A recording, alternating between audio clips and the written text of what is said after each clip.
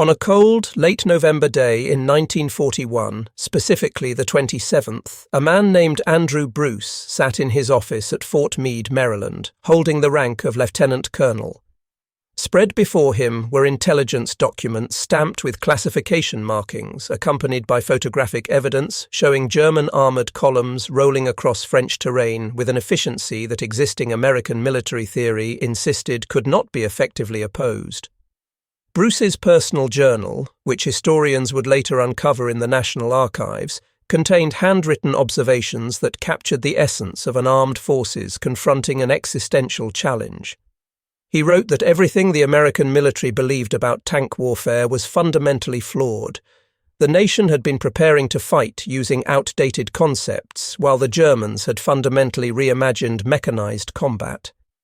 The anti-tank weapons currently in service were essentially static positions waiting to be destroyed. What was desperately needed was something capable of pursuing enemy armour rather than merely defending against it.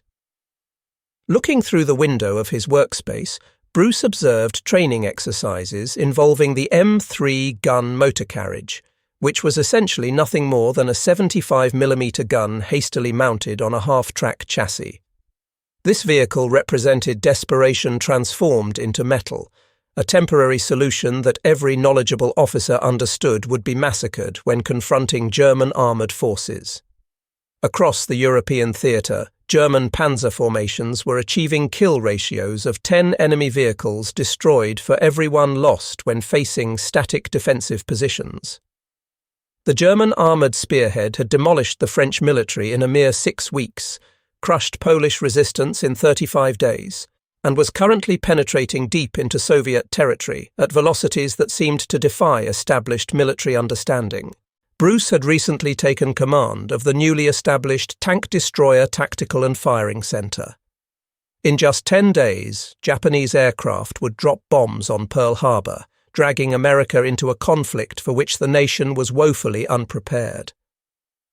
What the generals frantically gathering for emergency strategy sessions could not have known was that this quiet Texan from Missouri would supervise the development of the most effective tank-killing vehicle in American military history, a machine that would initially be rejected by nearly every armor specialist who examined its proposed specifications, dismissed as excessively radical, insufficiently protected, and too divergent from everything the Army's doctrine taught about armored combat.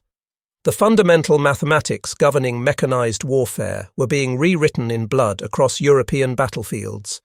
German Panther tanks displaced 45 tons, carried frontal armour 80mm thick, and mounted high-velocity 75mm guns capable of destroying any American tank at ranges exceeding 2,000 yards.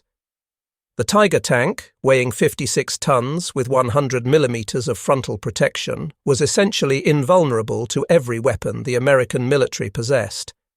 Against these steel behemoths, the United States Army had exactly 0 vehicles capable of reliably penetrating their armour at combat distances. The standard American anti-tank gun, a 37mm weapon, bounced projectiles off German armour like small stones off concrete surfaces. 6 months prior, in May of 1941, General George Marshall had cut through bureaucratic paralysis by establishing an anti-tank planning board headed by Bruce, with Brigadier General Leslie McNair taking immediate responsibility for organising anti-tank forces. McNair, a brilliant tactical thinker who would tragically die from American bombs falling on Normandy, understood that static defence against mobile armour represented tactical suicide. His directive issued on August 8th laid the groundwork for revolutionary doctrine emphasizing speed and aggressive action to locate and attack opposing tanks before they could assume formation. However, doctrine without appropriate weapons remained merely theoretical. What Bruce required was a vehicle that violated every sacred principle of tank design the Army maintained. While the armoured force demanded heavily protected tanks for direct combat engagements, Bruce envisioned something completely different. A vehicle so rapid it could outflank any tank, so manoeuvrable it could strike and vanish before enemy forces could respond, carrying a gun powerful enough to destroy any armour it encountered. Velocity would serve as its protection. Mobility would be its defense. It would function as a rapier in a world dominated by broadswords. The Louisiana maneuvers conducted in September 1941 provided initial validation. Despite utilizing primitive equipment, including towed 37mm guns and surplus 75mm guns mounted on half-track vehicles, mobile anti-tank forces exceeded all projections. Exercise umpires ruled that fast-moving tank destroyer units had eliminated 91% of attacking armor. The success proved so complete that officers from the armored force complained the outcomes had been manipulated. On November 27th, Marshall ordered the establishment of the Tank Destroyer Center with Bruce commanding, along with activation of 53 new anti-tank battalions. By April 1942, the center would relocate to the newly constructed Camp Hood in Texas, where expansive open terrain allowed proper training for mobile warfare. The early months of 1942 brought cascading failures. The M6 gun motor carriage, essentially a Dodge pickup truck mounting a 37mm gun, proved utterly worthless in North African combat. Crews reported that recoil forces would literally flip the vehicle backward. The M3 half-track offered marginally improved firepower, but provided zero protection for exposed crews. German 88mm guns destroyed them at 3,000 yards, frequently before American crews even realized they were under attack. The M10 Wolverine, based on the Sherman chassis, achieved more success, but remained an improvised solution, too slow for the hit-and-run tactics Bruce envisioned. By February 1942, American forces operating in North Africa were learning brutal lessons about the reality of armored warfare. At Kasserine Pass, German Panthers destroyed 183 American tanks while losing only 20. American tank destroyer units, equipped with inadequate weapons and trained using incorrect doctrine, were annihilated.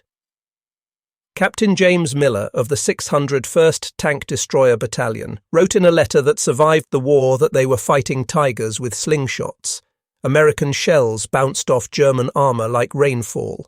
The enemy destroyed American vehicles at ranges where American guns could not even scratch their paint. It was within this atmosphere of crisis and defeat that an unlikely partnership emerged. The Buick Motor Division of General Motors, which had been manufacturing luxury automobiles for America's wealthy elite, was about to design the vehicle that would restore American armored superiority. The vehicle that would become the M18 originated in Harley Earl's design studio, which was part of Buick Motor Division.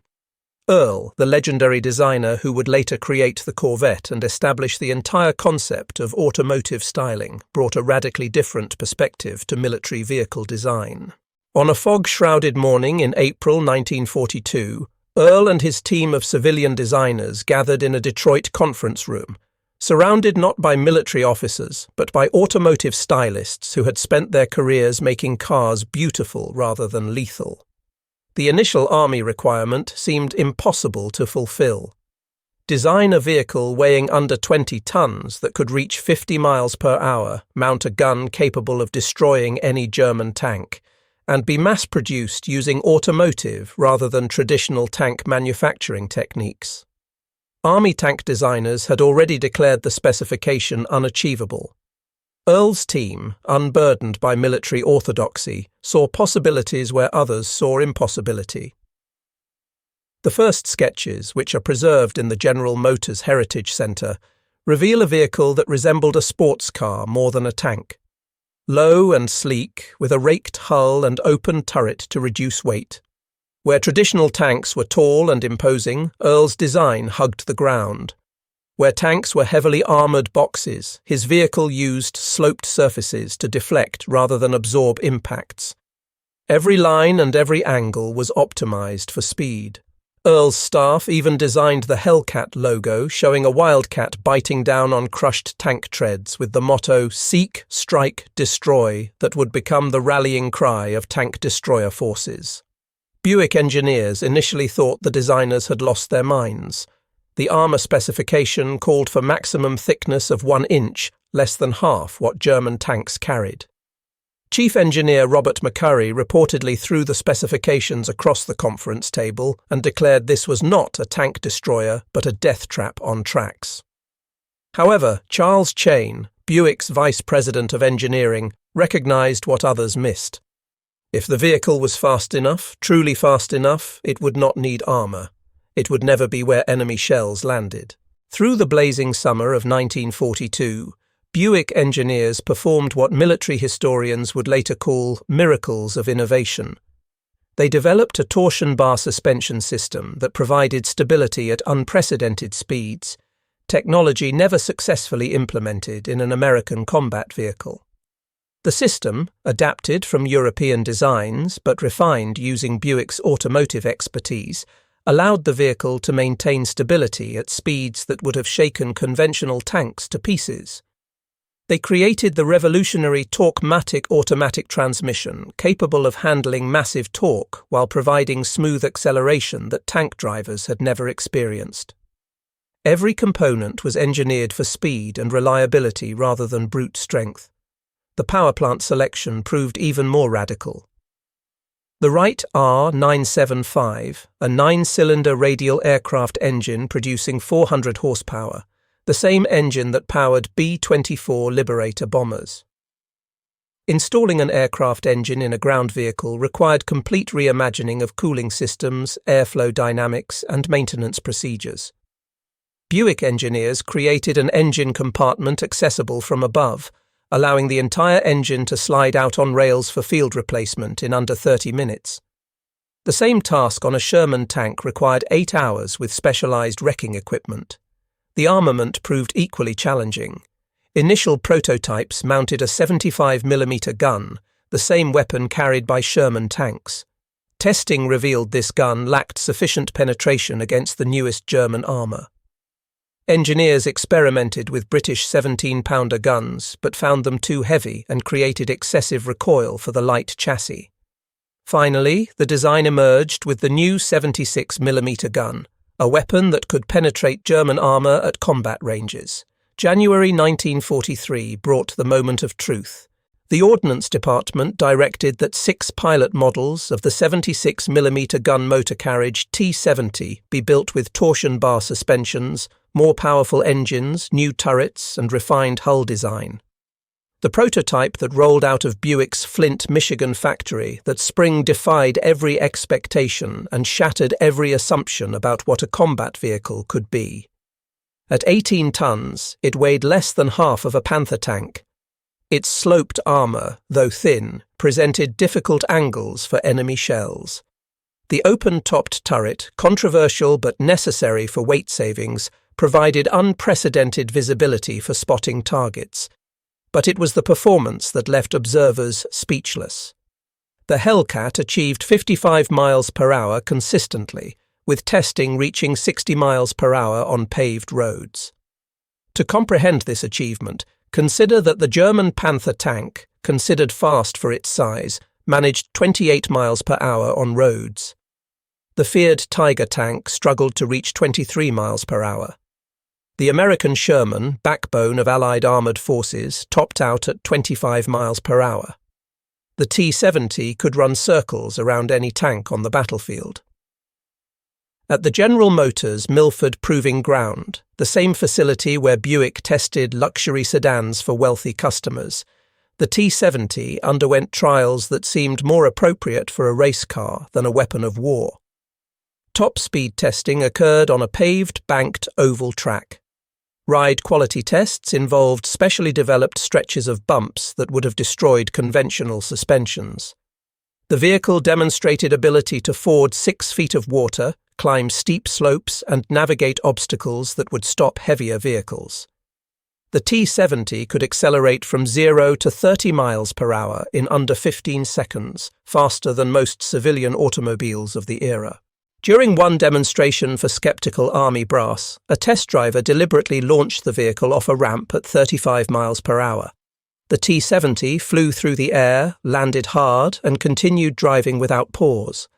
General Jacob Devers observed that crews would need to be race car drivers rather than traditional tankers. Training programs at Camp Hood quickly evolved to match the vehicle's unique capabilities. Crews gradually discovered they were not driving a tank. They were operating something entirely new that required complete reimagining of armoured tactics. They developed the shoot-and-scoot technique, firing 2 or 3 rounds from concealed positions, then relocating before enemy guns could traverse to engage.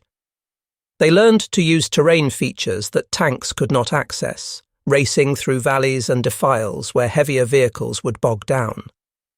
They discovered that at high speed, the T-70 presented an almost impossible target, challenging even veteran German gunners who had never faced such a fast-moving threat. Lieutenant Edwin Leiper, who would later become one of the most successful tank destroyer commanders in Europe, wrote to his wife during training that they were learning to fight like Apache warriors, not soldiers.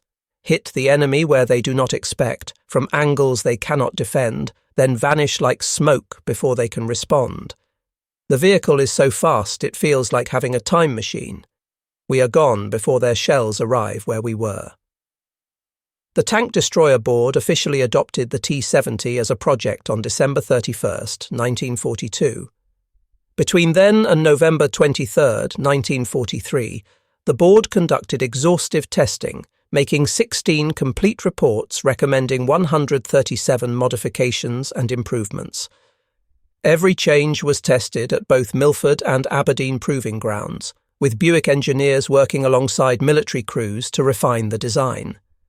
The turret traverse was accelerated, gun stabilization improved, radio equipment repositioned for better protection, storage compartments added for ammunition and crew equipment. July 1943 marked the beginning of mass production at Buick's sprawling Flint plant. The factory that had produced luxury automobiles for company presidents and Hollywood stars was now assembling tank destroyers at $55,230 per vehicle, approximately $750,000 in today's dollars. The production line, modified in just 4 months, incorporated revolutionary techniques from automotive manufacturing never before applied to armoured vehicles. By January 1944, Buick was producing 100 Hellcats monthly. By spring, production reached 200 units per month. Each vehicle required 20,000 individual parts sourced from suppliers across 17 states in a logistical ballet of extraordinary complexity. Engines came from Wright Aeronautical in New Jersey, transmissions from General Motors' Hydromatic Division in Michigan, guns from Watervliet Arsenal in New York, tracks forged in Pennsylvania steel mills. It was American industrial orchestration on a scale that would have been incomprehensible to German planners struggling to produce 50 Panthers monthly. March 1944 brought official recognition when the T-70 was standardized by the Ordnance Department as the 76mm gun motor carriage M18. The designation came as first production vehicles were being loaded onto Liberty ships bound for European battlefields. The first combat test came in May 1944 in Italy. 5 T-70 prototypes were sent to the Anzio beachhead for evaluation with the 601st and 894th Tank Destroyer Battalions. The results exceeded even Bruce's optimistic projections. In their first engagement, 2 Hellcats destroyed 5 German tanks in 12 minutes without taking a single hit. The after-action report, classified for 30 years, recorded the engagement in clinical detail. The Hellcats had used superior speed to flank a column of Mark IV tanks, destroyed the lead and trailing vehicles to trap the column, then systematically eliminated remaining tanks from enfilade positions. German tanks never successfully returned fire, their turrets unable to traverse fast enough to track the speeding Hellcats. But it was in France that the Hellcat would earn its fearsome reputation. September 19, 1944, near the village of Arracourt, would become the Hellcat's defining moment in military history. The German army had assembled its last major armoured reserve in the west, the 111th and 113th Panzer Brigades, equipped with factory-fresh Panther tanks. The German Führer himself had ordered the destruction of Patton's Third Army, convinced that concentrated armour could drive American forces back across the Moselle River. The morning of September 19th dawned with thick fog blanketing the French countryside. Visibility was less than 30 yards. Lieutenant Edwin Leiper led one M18 platoon of C Company, 704th Tank Destroyer Battalion, toward Arracourt. Through the fog, a German tank gun muzzle appeared just 30 feet away. In the next 5 minutes, military history was made. 5 German tanks of the 113th Panzer Brigade were knocked out for the loss of one M18. The platoon continued their devastating work, destroying 10 more German tanks while losing another 2 M18s. One M18, commanded by Sergeant Henry Hartmann, knocked out 6 Panthers single-handedly. Hartmann's Hellcat, racing between firing positions at speeds approaching 45 miles per hour, appeared to German observers as multiple vehicles. Panther crews reported being engaged by an entire company when facing just 4 Hellcats. By the time the Battle of Arracourt ended 11 days later, the 704th Tank Destroyer Battalion had knocked out 39 German tanks for the loss of 7 M18s, a kill ratio that stunned military analysts. More significant than numbers was the psychological impact. German tank crews, accustomed to dominating battlefields, found themselves hunted by an enemy they could not catch or escape. The Battle of the Bulge in December 1944 provided the ultimate test of the Hellcat's capabilities in the worst possible conditions.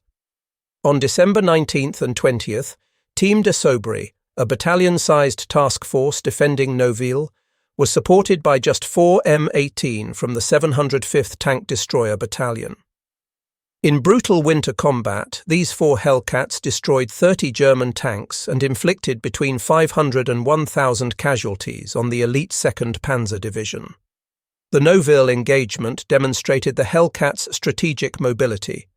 Racing at speeds exceeding 50 miles per hour on icy roads, a feat that would terrify most drivers in civilian vehicles, the Hellcats covered 60 miles in under 2 hours, arriving at blocking positions 20 minutes before German reconnaissance elements.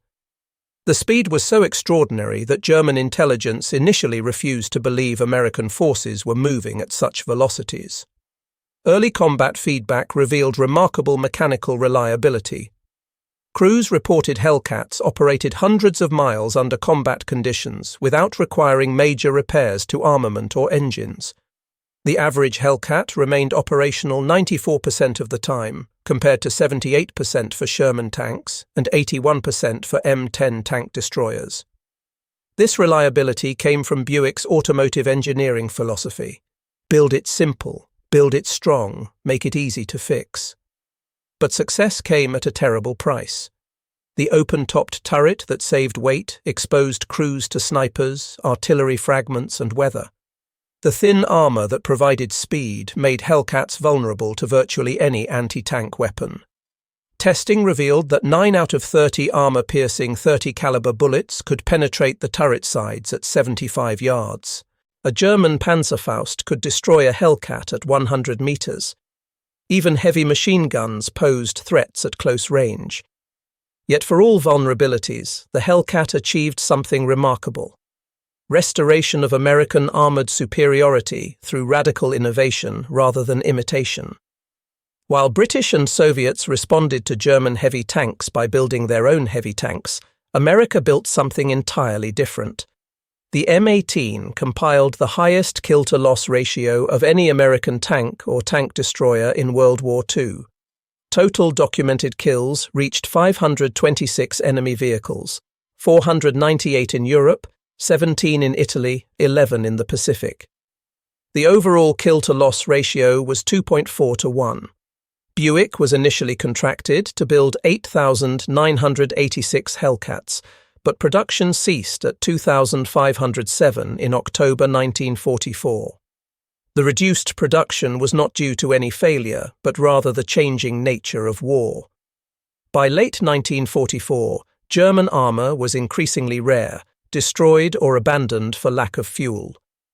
The tank destroyer force had achieved its mission so thoroughly that it eliminated its own purpose. Lieutenant Colonel Andrew Bruce, observing Hellcat training at Camp Hood in August 1944, told his staff that they had asked American industry to do the impossible, build a vehicle that could outrun, outmaneuver, and outfight the best tanks in the world while weighing half as much. They did not just meet the requirement, they exceeded it in ways never imagined possible. The impact extended far beyond battlefield statistics. Oberst Wilhelm Müller, a captured German tank designer, told American interrogators in 1945 that they could not understand how Americans built combat vehicles like automobiles. Every Hellcat they examined was identical, parts perfectly interchangeable, systems standardized. Germans built each Panther like a custom watch, taking weeks for each vehicle. Americans built Hellcats like Ford builds cars, completing one every few hours. Germans could build better individual tanks. Americans could build more tanks, faster, and that determined victory.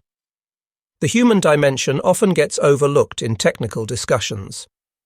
Crews who fought in Hellcats were predominantly young men from automotive backgrounds, mechanics, and hot rodders who understood engines and speed. They brought uniquely American approaches to armoured warfare, treating Hellcats more like racing cars than tanks. Sergeant Michael O'Brien of the 603rd Tank Destroyer Battalion painted flame decals on his Hellcat's hull and installed a horn that played Dixie. His crew welded extra storage, modified seats for comfort, and illegally modified the engine governor to achieve even higher speeds. "We were not tankers," O'Brien explained decades later. "We were hot rodders who happened to be fighting a war. We treated our Hellcats like street rods, personalizing them, tuning them, racing them. The army did not understand, but it worked." The post-war period saw Hellcats continue serving in various roles and nations. The Korean conflict saw M18s employed in infantry support roles rather than tank destroyer missions, as North Korean armor proved vulnerable to far lighter weapons. The vehicles excelled at providing rapid fire support to surrounded units and protected mobility in harsh terrain. The international legacy extended decades beyond American service. Hellcats served in Italian, Greek, Taiwanese, Yugoslav, and Bosnian armies. The last combat use occurred during the Yugoslav wars of the 1990s, 50 years after conception. Croatian forces captured several from Serbian units and employed them in rapid maneuver warfare. The sight of World War II-era Hellcats racing through Balkan villages in 1995, still achieving speeds that modern armoured vehicles struggled to match, provided surreal testament to the original design's soundness. Post-war influence on armoured vehicle design cannot be overstated. Every modern cavalry vehicle owes conceptual debt to the Hellcat's example. The German Bundeswehr's Kanonenjagdpanzer directly copied the Hellcat philosophy. The French AMX-10RC adopted similar principles. Modern wheeled tank destroyers like the Italian Centauro trace their lineage to the M18.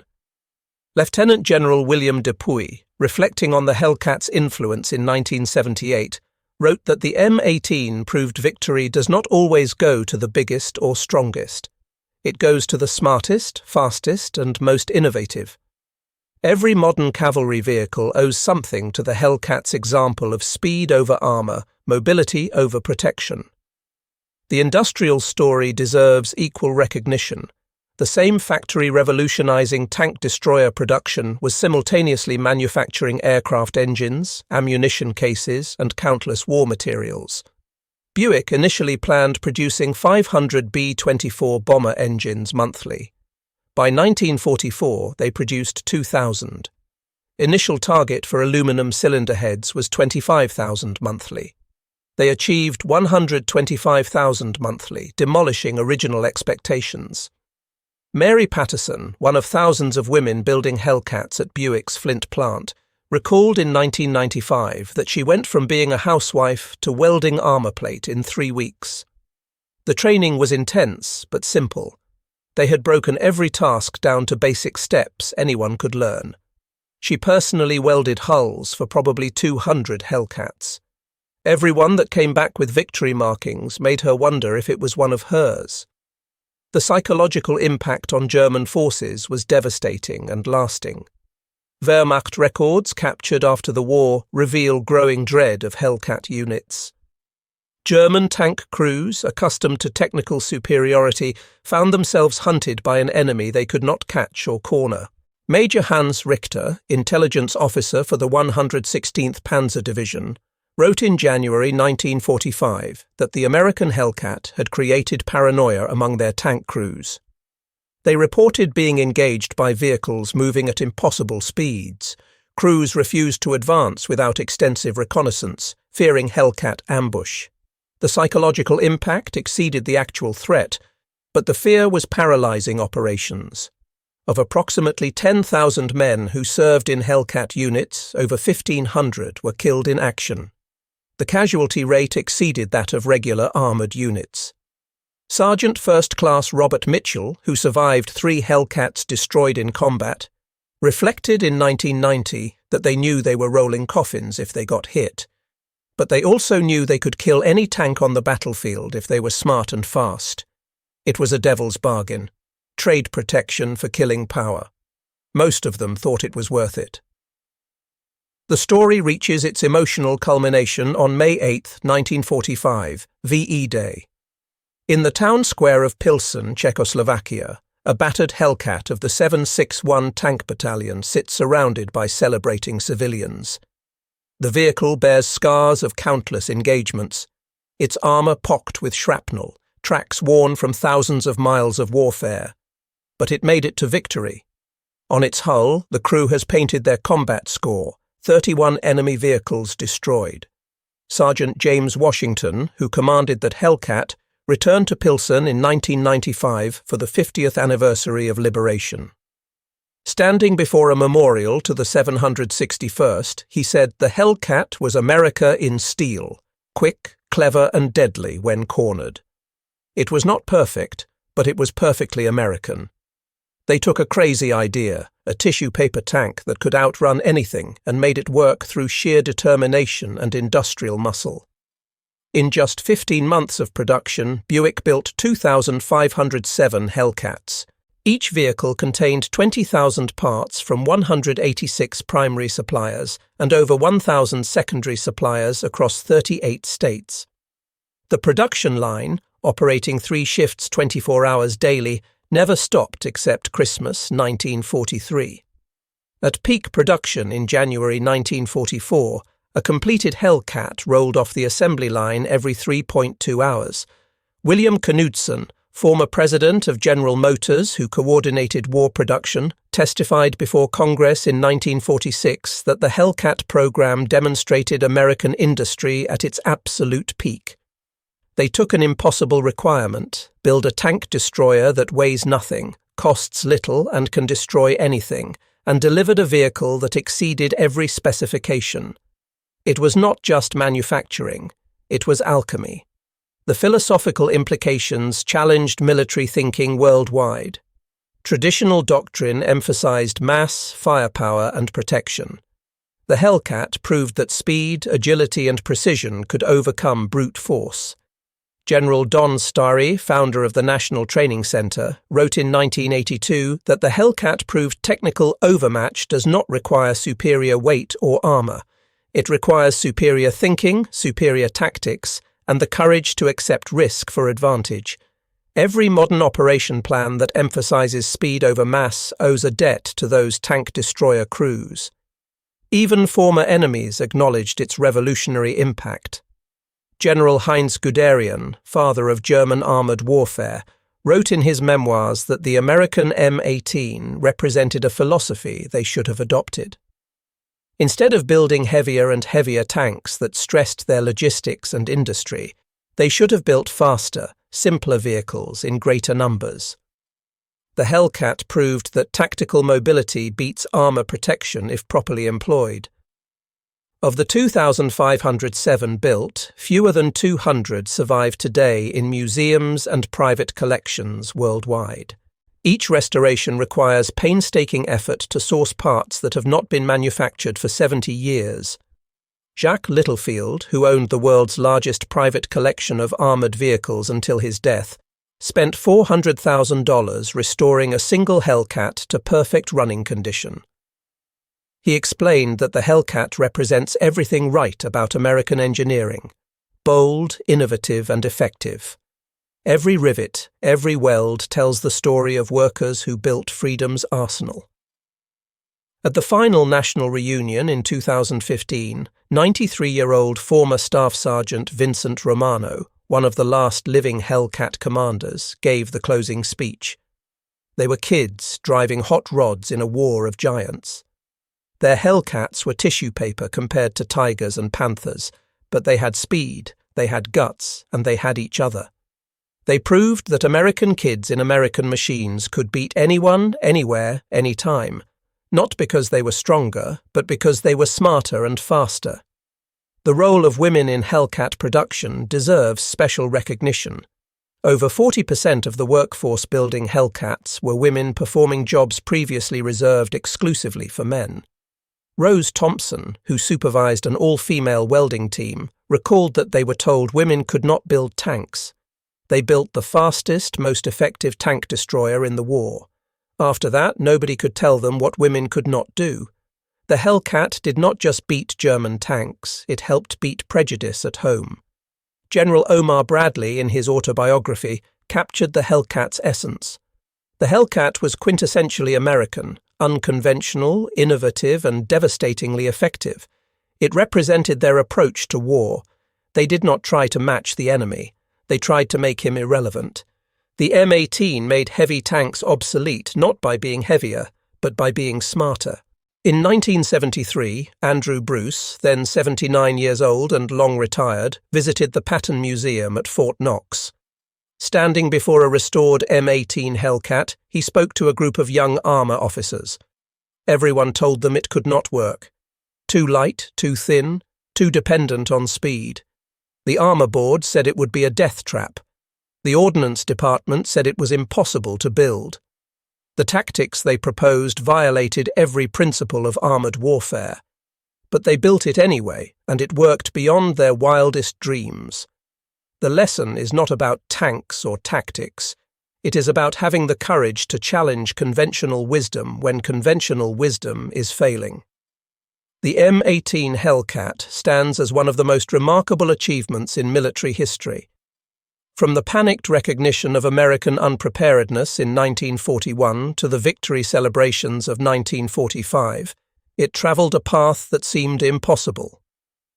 Born from defeat at Kasserine Pass, designed in defiance of military convention, built by an awakened industrial giant, and proven in the crucible of combat from Anzio to the Rhine, the Hellcat demonstrated that innovation could overcome any disadvantage. Today, in museums around the world, surviving Hellcats stand silent, their engines cold, their guns empty. But they still speak to anyone who will listen. They tell of American workers who built the arsenal of democracy one vehicle at a time. They speak of young men who fought with courage despite inadequate armour, knowing speed was their only protection.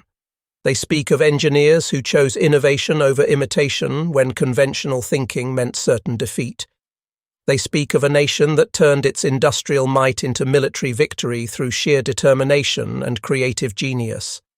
The rejected design that nobody wanted became the most successful tank destroyer in American history. The vehicle that was too light, too fast, and too unconventional proved that sometimes the best solution is the one nobody expects. In the speed of the Hellcat was written the future of armoured warfare. In its success was proven the power of American innovation. And in its story lies a lesson for all time. When facing a superior enemy, do not try to match their strength. Instead, render their strength irrelevant through superior thinking, superior speed, and the courage to do what nobody believes possible. The M18 Hellcat was, in every sense, the weapon that won through speed, the tank destroyer that redefined what was possible, and the rejected design that saved countless Allied lives through the simple expedient of being where the enemy's shells were not. It remains, 80 years after its conception, a testament to American ingenuity, industrial might, and the power of thinking differently when different thinking is the only path to victory.